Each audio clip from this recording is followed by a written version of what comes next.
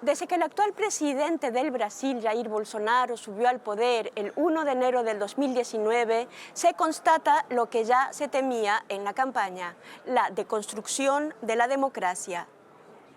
¿Qué entendemos por esto? ¿Qué es lo que se trata de desmontar y por qué? Para hablar sobre esto, tenemos aquí en el Parlamento Europeo en Bruselas, invitadas por la eurodiputada Anna Cavazzini y por la Fundación Heinrich Böll, a mi izquierda, Natalia Mori, socióloga y asesora del Centro de Estudios y Asesoría Feminista, a Sandra Carvalho, socióloga, fundadora de la organización Justicia Global y vicepresidenta de la Federación Internacional por los Derechos Humanos, y a Tatiana Roque, matemática, catedrática y directora del Foro de Ciencia y Cultura de la Universidad Federal de Río de Janeiro. Bem-vindas. Obrigada. Antes de darle la palabra a cada una de ellas, dejemos claro que para evitar el portuñol, yo voy a poner las preguntas en español y nuestras invitadas van a hablar en portugués do Brasil. Comencemos. Natalia Mori, tú eres activista del movimiento feminista y has seguido los avances y retrocesos en cuanto a derechos sexuales y reproductivos, y no solamente en el mandato de Jair Bolsonaro. ¿Puedes decirnos cuáles son los actuales proyectos de ley que ustedes perciben como uma ameaça? Sim. Como você perguntava no início, a gente vê uma ascensão autoritária e fundamentalista muito forte também crescer no parlamento brasileiro. E essa ação é muito bem orquestrada para minar direitos humanos das mulheres, do povo LGBTI, da população negra. Nesses primeiros meses de mandato, a gente vê uma ação forte contra a autonomia das mulheres no tema da violência contra as mulheres. São mais de 300 projetos de leis que tiram a autonomia das mulheres e dão mais força para o aparato policial.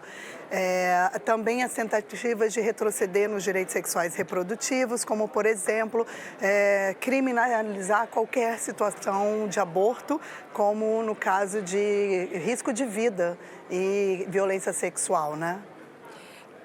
Natalia, ¿qué hay detrás de este ataque a la llamada ideología de género, la Iglesia Evangélica? Então, a ideologia de gênero é o instrumento que esses conservadores fundamentalistas têm utilizado para desmontar todo o debate que as feministas fizeram em termos de garantir relações de gênero, relações raciais mais equânimes. O que está por trás é uma guerra a essa forma de pensar. Isso está se espalhando em toda a América Latina e não só no Brasil, com ideias de não permitir debates em escolas, né? De não permitir que a saúde pública tenha políticas voltadas para essas populações, por exemplo. Gracias, Natalia. Pasamos a Sandra. Sandra, tú eres consejera nacional de Derechos Humanos. ¿Cómo se ve el panorama actual en el Brasil? ¿Cómo se explica el ascenso de asesinatos homófobos en tu país?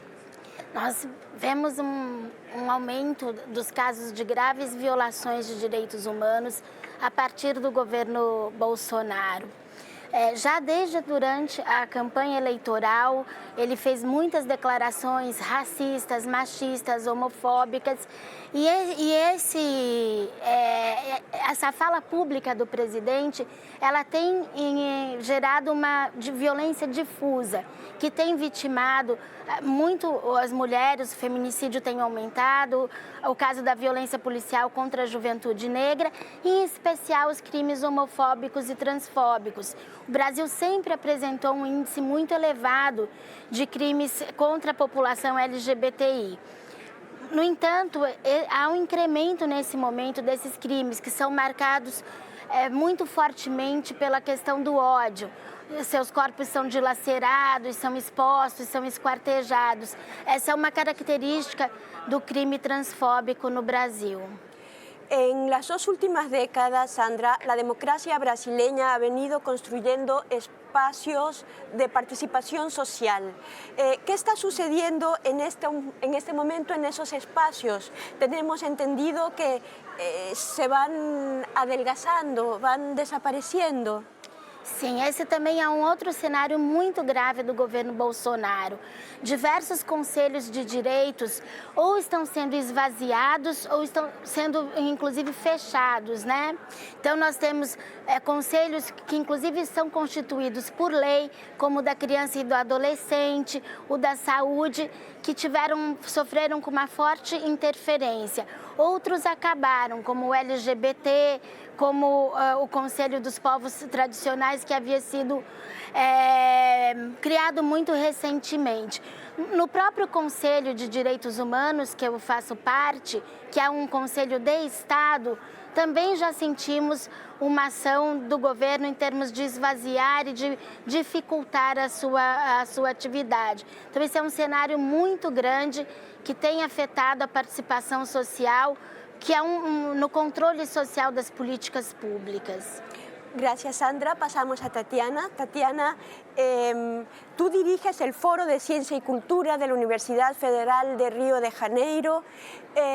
Nos decías ayer que la universidad brasileña, que la universidad brasileña se volvió un centro de resistencia. ¿Resistencia a qué, Tatiana? Recordemos también las protestas callejeras el último año en las calles del Brasil. É preciso lembrar que a Universidade Brasileira se tornou um dos poucos espaços democráticos da sociedade brasileira. O Brasil é muito desigual e poucos dos serviços públicos são acessíveis a todo mundo e são frequentados por classes sociais distintas. E as políticas de democratização e de expansão da universidade pública nos últimos anos tiveram um efeito de colocar essas pessoas para conviver em razoável igualdade de condições, de direitos e de acesso. Então, por isso, não só as universidades, mas todo o ensino federal, com os institutos federais, que tem também ensino médio e profissionalizante, são um laboratório, um espaço de organização de coletivos de resistência, coletivos feministas, negro, indígena, LGBT, tem se organizado no Brasil muito também a partir da juventude que frequenta esses espaços. E é muito importante que essas pessoas não precisem sair da universidade nesse momento. Por isso mesmo, a gente tem lutado pela manutenção do financiamento da universidade, pelas políticas de permanência, para que as cotas, para que a expansão consiga se manter. Por isso que a qualquer anúncio de corte, há uma resistência muito grande do setor da educação, justamente porque esses são os setores que se beneficiaram das políticas dos últimos anos e que são, portanto, os mais ameaçados com esses cortes. Por otro lado, se detecta que el modelo económico que impulsa el gobierno de Jair Bolsonaro, y no solo él, va íntimamente ligado a unos valores determinados. ¿Puedes caracterizar brevemente cuáles son estos valores? Ficou muito claro no discurso do Bolsonaro na ONU. Porque, ao mesmo tempo em que ele defendia o agronegócio, a mineração, os extrativismos, ele mostrava o quanto isso depende do ataque aos direitos dos povos originários, do ataque aos direitos dos povos indígenas, inclusive com o discurso de que é preciso que os povos indígenas usufruam do progresso, que é um discurso completamente contrário a tudo que a gente conquistou nos últimos anos em termos de manutenção da cultura desses povos, de demarcação de terras, de garantia da sua cultura originária. Então, quando ele diz isso, fica muito nítido que ele precisa, para colocar o Brasil à venda em um novo projeto de recolonização do país, que as terras desses povos sejam exploradas. Ou seja, não existe possibilidade de incentivar o agronegócio e o extrativismo no Brasil sem atacar frontalmente os direitos dos povos originários, sem desmatar nossa floresta e sem afetar nossa cultura. A pesar de la legislación internacional a favor de los pueblos indígenas? Sim, porque o que eles estão fazendo hoje no Brasil é justamente reverter projetos de demarcação, projetos...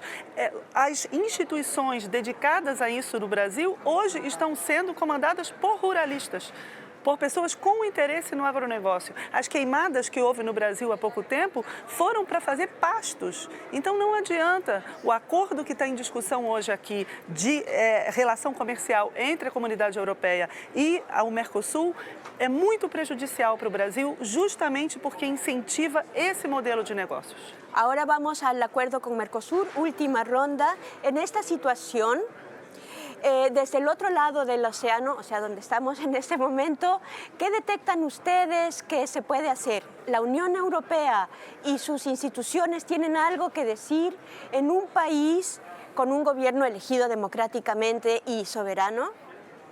Natalia, ¿crees que el haber nominado, por ejemplo, el haber nominado a Marielle Franco al premio Sájarov es un apoyo? ¿Les sirve? Bueno, creo que sim. Ai, desculpa. Sim, porque qualquer forma de ter público, né, a nomeação de uma história real de violação de direitos humanos, como no caso do assassinato da Marielle, é uma forma de gerar apoio e mostrar vozes dissidentes à política que é feita no Brasil, né? A Marielle investigava crimes organizados nas comunidades periféricas, ela tinha um mandato coletivo onde todas as pessoas despossuídas de poder no Brasil faziam parte desses mandatos.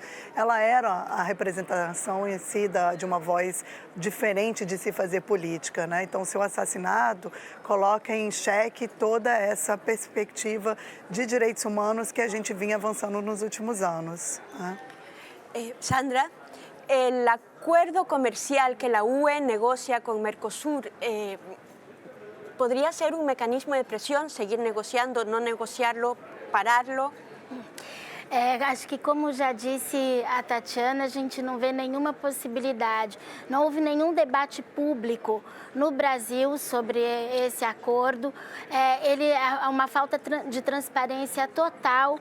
A sociedade civil, as organizações, elas não estão apropriadas e, historicamente, a gente vê que essas cláusulas de direitos humanos nesses acordos, elas não são cumpridas, elas são sistematicamente ignoradas. Então, a gente não vê como que seja possível, como ontem tivemos algumas reuniões em que as pessoas falavam, olha, o acordo pode ser um instrumento para se cobrar do Brasil. Nós não acreditamos nisso, acho que muito pelo contrário, acho que, como a Tatiana reforça, ele vai contribuir para o desmatamento, para os conflitos relacionados a terra e território na Amazônia brasileira, principalmente.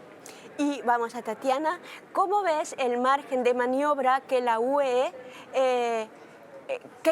tiene, una UE que se enfrenta ella misma en su interior a una extrema derecha xenófoba? É preciso que a UE esteja muito atenta ao que está acontecendo no Brasil, porque o que está acontecendo lá é um laboratório para um projeto maior, internacional, que afeta países da UE, como a Hungria, como a Polônia e também nos Estados Unidos, e que se trata de maneiras novas de se destruir a democracia por dentro.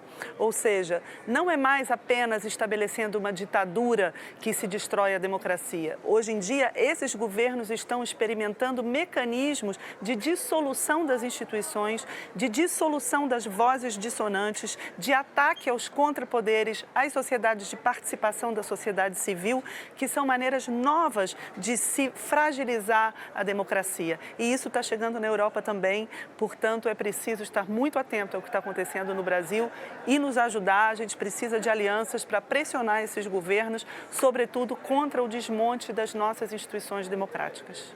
Muchas gracias, Natalia, Sandra, Tatiana.